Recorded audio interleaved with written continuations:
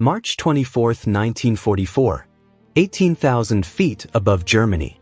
The night is a black ocean, broken only by the faint orange flicker of burning cities and the white bursts of exploding flak. The Avro Lancaster bomber, call sign DS-664, thunders through the darkness, its 4 Merlin engines roaring, the fuselage trembling with every gust of turbulent air. In the very back of the aircraft, inside a cramped plexiglass bubble, sits Sergeant Nicholas Alkemade, age 21. Rear gunner. His world is no bigger than his turret. Metal frames curve around him, barely an arm's length away. Twin .303 Browning machine guns jut from either side of his gloved hands, their barrels black in the dim glow of the instrument lamps. His oxygen mask presses tight over his nose and mouth, filling his ears with the sound of his own breathing, slow, measured, controlled. A tangle of cables, belts, and ammunition feeds coils around his legs and feet. Frost crawls along the clear panels of his turret like spiderwebs. He shifts slightly in his seat, feeling the stiffness in his back. Hours in the same position, hours facing backward into the void, with nothing but darkness and the distant wink of stars. Through the intercom, the crew's voices crackle in fragments. Pilot to crew, approaching turning point. All positions report. Alkemade presses the switch on his throat microphone. Rear gunner, clear. He scans his sector, the sky behind them, the invisible corridor where death might be closing in with silent engines and flashing cannons. You can almost feel your own breath constrict as he squints into the black, searching for the unmistakable shape of a Luftwaffe night fighter. The bomber banks slightly, and his entire field of vision tilts, stars sliding one way, the dim glow of the earth sliding the other. He's used to it. The turret is his entire horizon. He lives inside it when they fly. Ahead of him, though he can't see it from here, the pilot, Flying Officer Newman, grips the control column. The navigator, bomb aimer, wireless operator, and mid-upper gunner all tend to their tasks in the dark, each man cocooned in his own tiny island of responsibility. But here, at the tail, Nicholas is the eyes in the back of the bomber's skull. He blinks, adjusting his gaze. The sky is deceptively calm. He knows better. They've already been through flak, great black puffs bursting around them, the shrapnel rattling against the fuselage like pebbles hurled at a tin wall. He'd watched other Lancasters ahead of them suddenly flare into orange fireballs, breaking apart and cartwheeling down toward the earth. Each time, he couldn't help but stare, wondering if any of those tiny, falling dots that left the wreckage were parachutes, or just fragments. He'd seen enough to know, some falls end before a chute ever opens. A faint movement catches his eye. Off to port. He leans closer to the gun sight. Nothing. His heart ticks a little faster, the way it always does when his instincts whisper something his eyes can't yet prove. He adjusts the turret, the motor whining softly as it swings. His gloved finger hovers near the trigger, muscles tense. Rear gunner to pilot, he says calmly. Possible contact, port quarter low. The response comes back, equally composed, almost casual. Pilot to rear, keep watching. That's all he needs. The bomber pushes on through the night, engines droning. Below them, somewhere in the dark, is Germany, fields sleeping under snow, forests outlined in pale moonlight, towns and cities with their lights extinguished, waiting for the distant echo of bombs. Alkemade's gaze sweeps back and forth. The motion is constant, mechanical, trained. Scan left. Told. Scan right. Told. Repeat. Then he sees it. At first, it's only a faint speck, duller than a star, moving when the stars do not. Then another, beside it. 2 pale eyes in the dark, growing larger. He knows immediately. Night fighter, he breathes. Directly astern. Closing. The intercom erupts with renewed urgency. Orders, acknowledgements, clipped oaths. Pilot to rear, range? Closing fast, Alkemade replies, voice tightening. 200, 150, you can picture it. A German Junkers Ju-88 or Messerschmitt Bf-110 sliding into position behind them, pilot and radar operator working in eerie coordination, lining up this very Lancaster in their gun sights. Alkemade's thumbs push down on the firing buttons. The turret vibrates as his Brownings spit bright tracers into the night. Tiny stars streak rearward, marking his line of fire. He sees them swing across the attacker's path, searching for its vulnerable belly. For a moment, it feels like he has the upper hand. Then the world behind him explodes in white light. Incoming cannon fire rakes the Lancaster's tail. Shells tear through metal like paper. The turret jolts violently, the entire aircraft shuddering as if struck by a giant invisible fist. Glass cracks. Metal shrieks.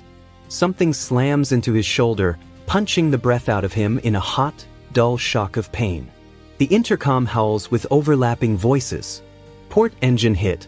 Fire in the fuselage. Hydraulics failing. Alkemade's turret fills with smoke, thick and oily, burning his eyes. He coughs inside his mask, blinking rapidly as he fights to keep the fighter in his sights. He can barely see. Flames lick along the wing root, illuminating the night in a sinister orange glow. He hears it before he feels it. A deep, rolling roar, different from the engine noise. A crackle like 1,000 sheets of paper catching flame. The Lancaster is on fire. The right wing blazes, fuel feeding the inferno. Fire races along the skin of the aircraft, peeling paint, turning aluminum dull and blistered. Inside the fuselage, heat surges, turning the interior into an oven. Smoke floods through the narrow passageways, swallowing up instrument lights and the shapes of men moving in panic. Alkemade tries to rotate the turret toward the fuselage, to check what's happening. The mechanism jams. The motors whine helplessly, the turret shuddering to a halt. He's locked facing aft, staring into the empty, smoke-darkened sky. Turret's jammed. He gasps into the mic, "I'm stuck." No answer. The intercom is a chaos of noise. Shouting. Coughing. A half-formed order. A scream partly cut off. Then, beneath it all, the eerie metallic groan of the aircraft breaking under stress. He won't last long if the turret stays like this. Flames crawl near. The heat is becoming unbearable, seeping through his boots, pressing against his back where the thin metal of the fuselage separates him from the inferno. The oxygen in his mask feels suddenly too thin, each breath a desperate pull. Pilot to crew, abandon aircraft. Repeat, abandon aircraft. The words cut through everything. This is it. Every man on board knows what that order means. You don't argue with a burning bomber. You get out or you die with it. Alkemade's hands fumble for the turret hatch.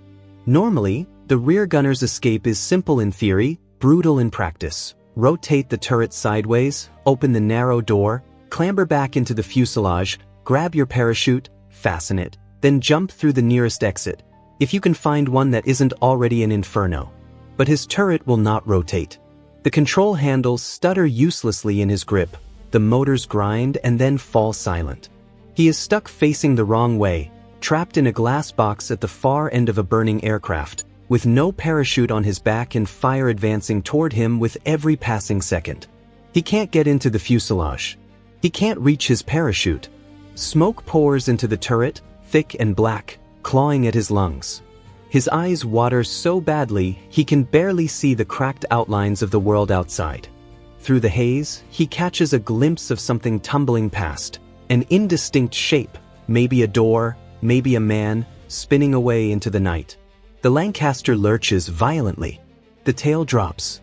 The whole aircraft is beginning to go down, nose up, trailing fire like a comet. Inside his turret, Nicholas Alkemade faces a choice that no training manual can prepare a man for. Burn alive where he sits. Or open the turret doors and step out into the freezing blackness, thousands of meters above enemy territory. With no parachute at all. His gloved hand closes around the turret handle. He knows exactly what he's about to do. And he does it anyway. The turret door resists him at first. The metal is warped from the heat, the hinges stiff. Alkemade braces one boot against the turret frame and heaves with all his strength. The latch gives way with a harsh metallic snap, and a blast of searing air rushes in, hot smoke swirling around him, stinging his eyes, burning the inside of his throat. The Lancaster is in its death throes. The tail jerks violently, sending him slamming against the side of the turret. His head cracks hard against the metal. The oxygen mask shifts, he tastes blood.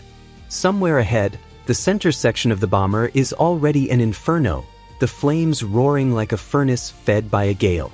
He knows no one can survive inside that. He knows no one is coming back for him. He draws one final, shuddering breath through the mask, then rips it off. The heat is too intense. The air inside the plane is no longer breathable. Smoke is clawing at his lungs, turning every gasp into a knife wound.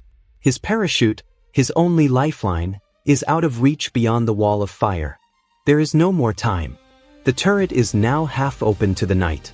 Through the jagged frame of the hatch, he can see nothing but darkness, an endless, star-pierced gulf, cold and absolute, stretching out beneath him. 5,500 meters of emptiness. His heart hammers. His breath becomes fast, ragged. Every training lecture he ever heard is screaming inside his skull. Never jump without a chute. Never. The fall alone will kill you. But the fire crackling at his back has already made the decision for him. It is not a question of survival. It is a question of choosing how he dies. Burn alive or fall.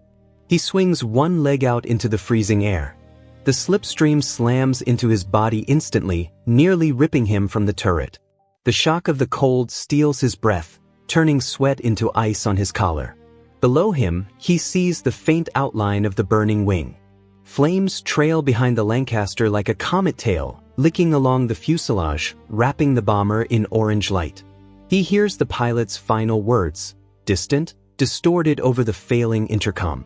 "Good luck, boys. Get out, get out." Alkemade closes his eyes. For a moment, he thinks of home, of his mother's garden, of the sound of wind through leaves, of a girl he once walked with along a quiet path, weeks before he shipped out.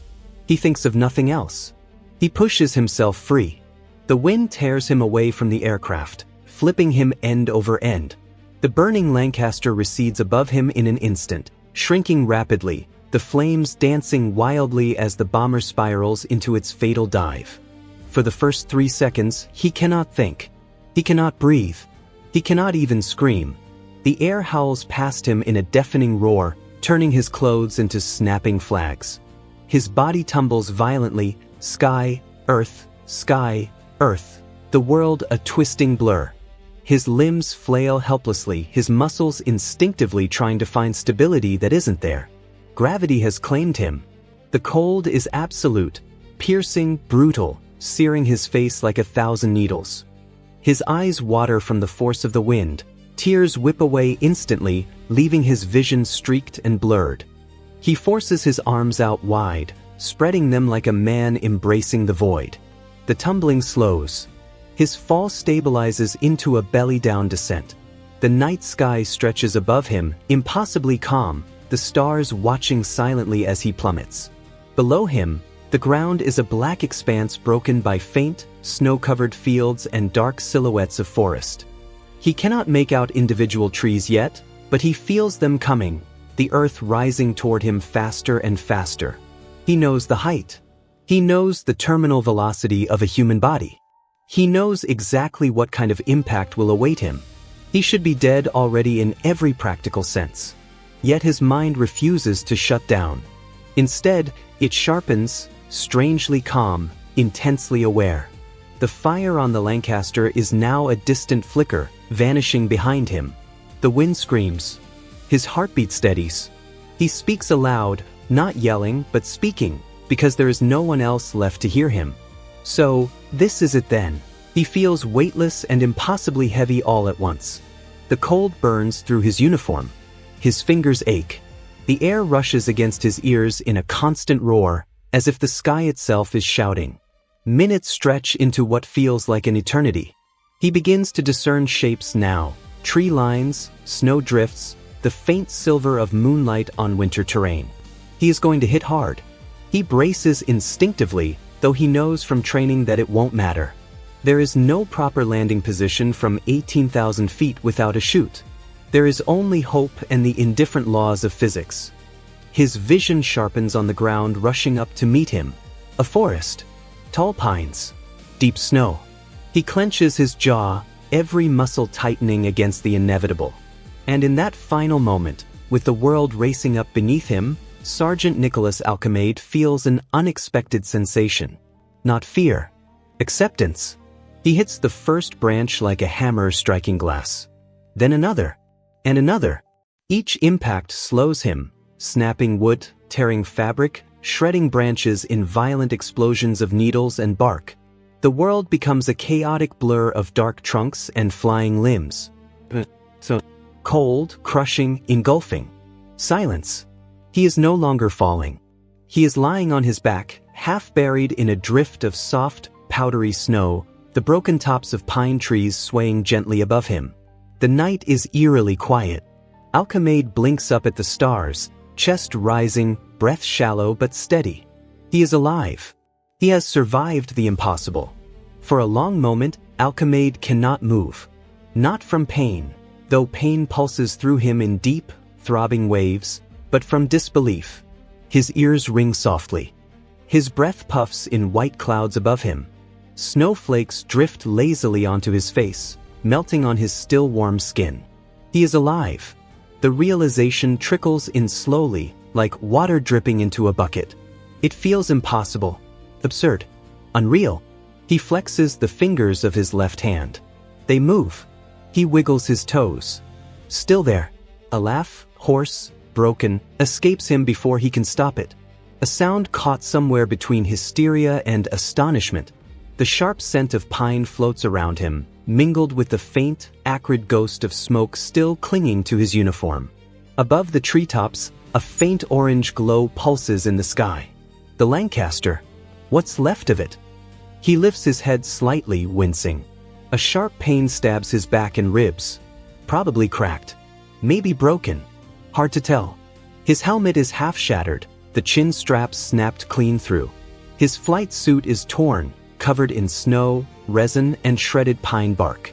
He must have fallen through dozens of branches before the snow finally swallowed him. Slowly, he drags one arm to his side, feeling the soft crunch of ice beneath his glove. He winces again, muscles protesting, but he forces himself to sit upright. The forest is quiet, shadowy, a cathedral of towering trunks. The moonlight filters faintly through the canopy, giving everything a cold, silver-blue sheen. His breath fogs in the frigid air as he mutters to himself, "How in God's name?" His mind works through the facts like a mechanic examining a damaged engine. Height, 5,500 meters. Temperature, freezing. Descent, uncontrolled. Parachute, none. He should be dead. No question.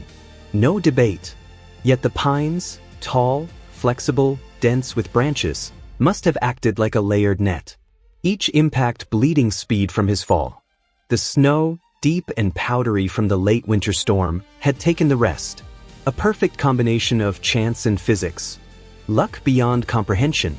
He presses a hand to his chest. Something inside aches sharply, definitely bruised ribs, but nothing feels collapsed. His left knee complains when he shifts his weight, but it holds. He runs his hand carefully along his limbs. No broken bones. Cuts, bruises, burns from the fire, but no fractures. He looks up at the sky, breath-catching.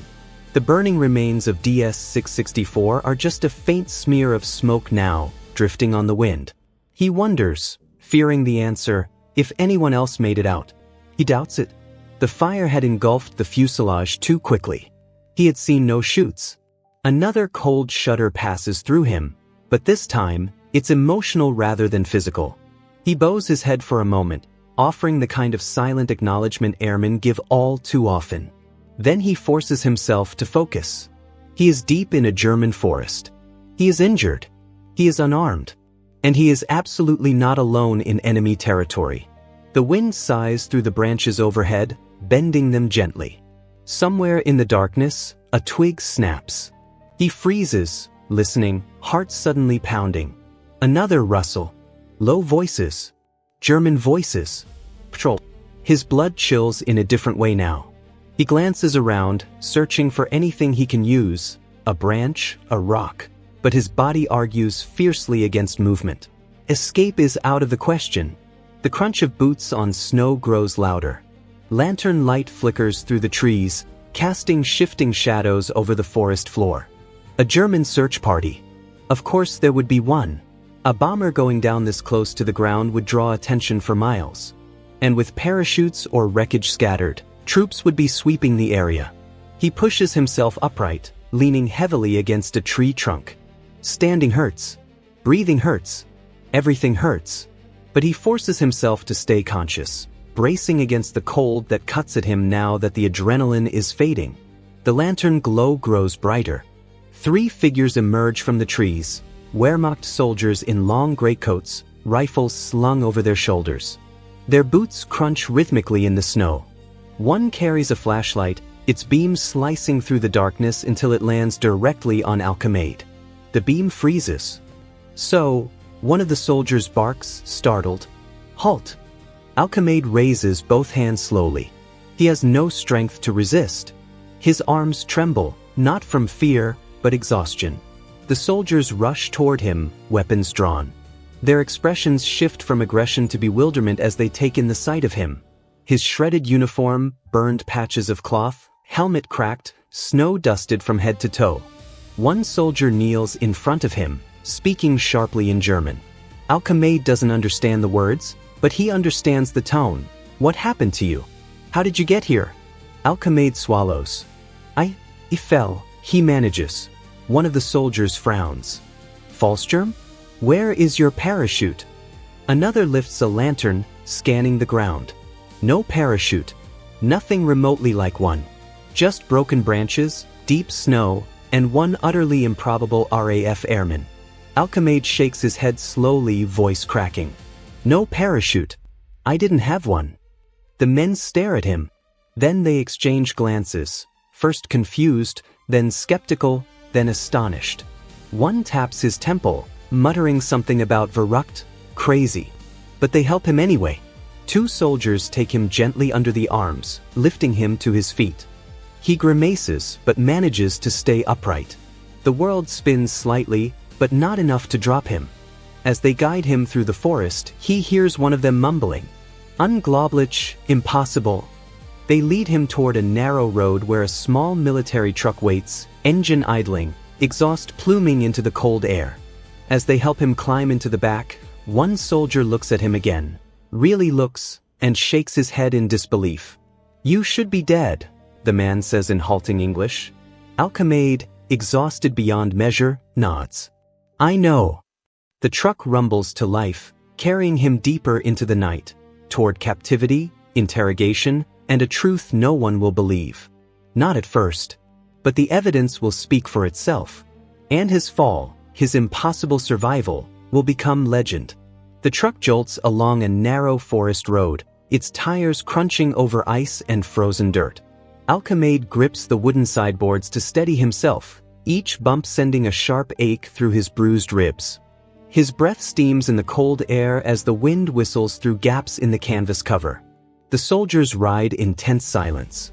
2 sit across from him, rifles resting between their legs, eyes fixed on him with a mixture of suspicion and fascination. One of them, older, with a thick gray mustache, keeps shaking his head slowly, muttering each time he glances at Alkemade. Unmöglich, völlig unmöglich. Impossible. Completely impossible. Alkemade can hardly blame him. Even he is struggling to understand how he's still breathing. The truck finally slows as they approach a small outpost, a cluster of wooden huts, barbed wire fences, and a guardhouse lit by a single lantern. A pair of soldiers stand at the gate, stamping their feet against the cold. Their eyes widen when they spot the British airman being helped down from the truck. One of the guards barks a question in German. He fell, the mustached soldier replies, pointing upward, jabbing his finger toward the dark sky for emphasis. From up there, without a parachute. The guard snorts, crossing his arms skeptically. A story for children. But then he sees Alkemade's uniform, burned, torn, resin-stained. He sees the snow packed into every crease of fabric. He sees the tree bark embedded in the cloth, the deep cuts on his arms and face, the way he leans heavily on the soldiers for support. The guard's expression changes. Doubt gives way to an uneasy curiosity. They usher Alkemade into a makeshift infirmary, a low wooden hut with a potbelly stove burning hot, casting orange light across the room. The warmth hits him like a wave, igniting every bruise and burn. He winces, biting back a groan as one guard eases him onto a cot.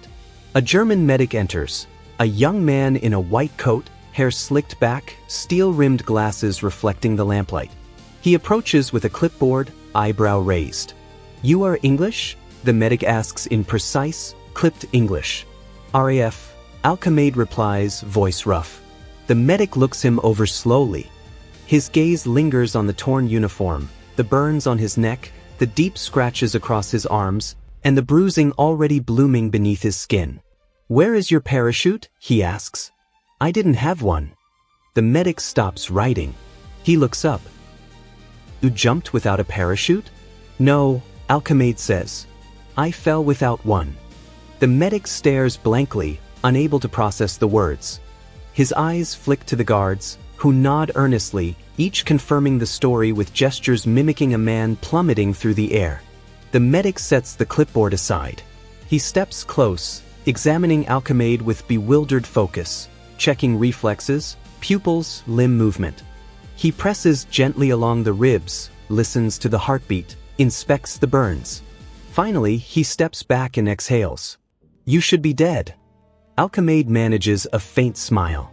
That seems to be the consensus. The medic removes his glasses, rubbing his temples. He defies reason. He pauses, then adds, "You will be taken for interrogation. They will want to know how this is possible." Alkemade nods. He expected as much.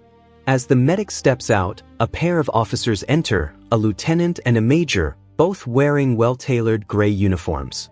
The major studies him with sharp, penetrating eyes. "You are Sergeant Nicholas Alkemade of the Royal Air Force," the major states, not asking but confirming. "That's correct. You claim to have survived a fall of more than 5,000 meters with no parachute." "Yes." The major narrows his eyes. "This is not possible." "Sir," Alkemade says calmly, "I assure you it wasn't my intention." The lieutenant translates this to the major, who cracks the faintest, surprised smile. Then he becomes serious again. "Where did you land?" "In pine trees," Alkemade answers. "Then snow." The officers exchange a glance. "Show us the site," the major commands. Alkemade gestures to his torn uniform. "I'll walk as far as I can." Within the hour, he's bundled into another truck, this time with blankets wrapped around his shoulders, escorted by several German soldiers and officers. They retrace the patrol's route into the forest.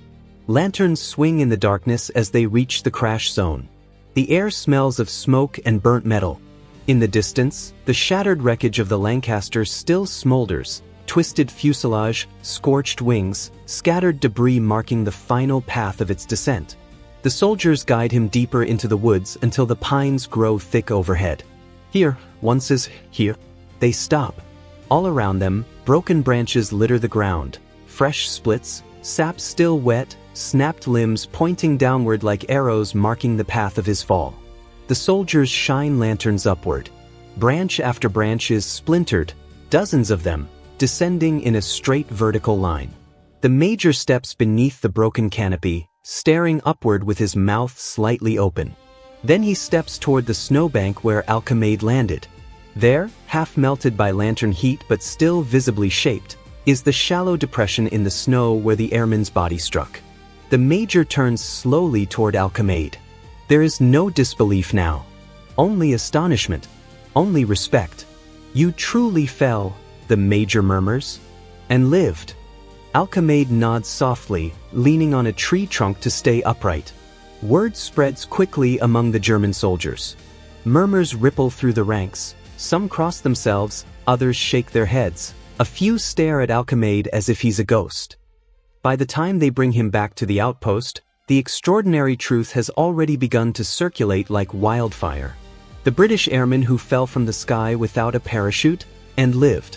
And soon, that truth will reach higher authorities, ones who will demand proof, verification, documentation. Alkemade's fate as a prisoner of war is sealed. But his story? His story is only beginning to echo. They transported him the next morning to a larger facility, Stalag Luft 3, the camp already infamous among Allied airmen. The journey was long and cold, but Alkemade spent most of it staring out the window of the truck, replaying the fall in his mind. Moments of darkness. Moments of flame. Moments of wind and rushing night sky. He kept touching his own arms, chest, face, just to reassure himself he was still whole. When the truck rolled to a stop at the gates of the prison camp, the guards exchanged brief words with the gate sentries. A few glanced at him with curiosity, as if they had already heard the rumor. It was moving faster than he was. Inside the camp, he was escorted to an interrogation hut. The room was plain, wooden, its only furniture a table, 3 chairs, and a small iron stove radiating faint warmth. A German officer waited inside, seated, posture straight, uniform immaculate. His insignia marked him as an intelligence officer, calm, methodical, and harder to impress. The officer looked up as Alkemade entered. He gestured to the chair opposite him. "Sit, Sergeant." Alkemade obeyed, lowering himself carefully. His ribs still ached from the fall. The officer began without preamble. "We have a report," he said, sliding a paper across the table, "that you were found in a forest after your aircraft crashed." "That's right. We also have statements from multiple soldiers," the officer continued, tapping his fingers lightly on the table, "that you did not use a parachute." "That's also right." The officer raised an eyebrow. He studied Alkemade with cool precision, as if weighing whether the man in front of him was delusional, lying, or genuinely something extraordinary. "Explain," the officer said. So Alkemade did. He told the story plainly, without embellishment, because it needed none. The burning turret, the stuck mechanism, the impossible choice, the jump into the void, the endless fall, the trees, the snow. He spoke with the calm, weary clarity of a man who had rehearsed the sequence 1,000 times in his own mind and still struggled to believe it. The officer listened without interrupting. When Alkemade finished, the room fell into a long silence. Finally, the officer exhaled slowly and folded his hands. "You understand," he said evenly, "that such a story is unprecedented." "I do." "And you understand," he continued, "that claiming to have survived a fall from 5,500 meters without a parachute could be interpreted," he pauses, "as an attempt to conceal something?" Alkemade frowned. "Such as what?" "A failed sabotage attempt. A mutiny aboard your aircraft. Perhaps a secret parachute you hid in the forest." Alkemade almost laughed. "Sir, if I had hidden a parachute, I'd be in much better shape." The officer cracked the faintest smile. But rules were rules. He was assigned to a temporary holding barracks while the Germans initiated an investigation, the kind normally reserved for enemy spies, not RAF sergeants pulled from snowdrifts. Within 24 hours, a small contingent of German officers visited the crash site again, this time with notebooks, measuring ropes, and forensic precision. They examined the broken branches, the indentation in the snow, the scatter of debris. They charted the distances. They measured the depths. They matched the uniform tears and branch fragments embedded in the fabric. They inspected the wreckage of the Lancaster and found his parachute pack, untouched, still clipped to its rack inside the charred fuselage.